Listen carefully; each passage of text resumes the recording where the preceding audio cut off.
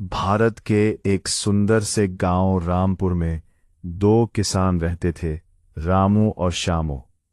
दोनों के खेत पास पास थे, जमीन भी लगभग बराबर थी और दोनों ही मेहनती थे।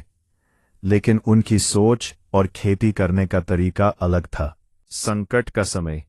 एक साल गांव में भारी बारिश हुई, कई किसानों की फसल बर्बाद हो गई।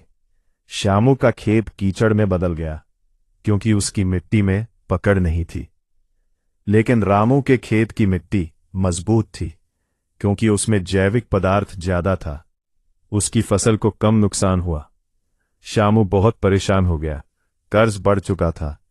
उसने रामू से मदद मांगी। सीख और बदलाव। रामू ने दोस्ती निभाई। उसने श्यामू को समझाया, मिट्टी हमारी माँ है, अगर हम उसे जहर देंगे तो वो हमें कैसे पोषण देगी। रामू ने उसे जैविक खाद बनाना सिखाया, गोबर खाद, जीवामृत और प्राकृतिक कीटनाशक बनाना बताया। धीरे धीरे श्यामू ने भी रासायनिक खेती छोड़ दी। खुशहाली की वापसी।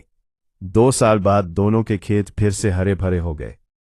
श्यामू का कर्ज उतर गया और अब वो भी जैविक खेती करने लगा। गांव के अन्य किसान भी उनसे प्रेरणा लेने लगे। रामपुर गांव अब जैविक गांव के नाम से प्रसिद्ध हो गया। दोनों किसान मिलकर काम करते और गांव की तरक्की में योगदान देते। कहानी की सीख। मेहनत के साथ सही सोच जरूरी है। मिट्टी और प्रकृति का सम्मान करना चाहिए। दोस्ती और सहयोग से हर मुश्किल आसान हो सकती है। सभी किसान मित्र सब्सक्राइब और लाइक जरूर करें। अंत में, सच्ची समृद्धि वही है जो प्रकृति के साथ मिलकर आए।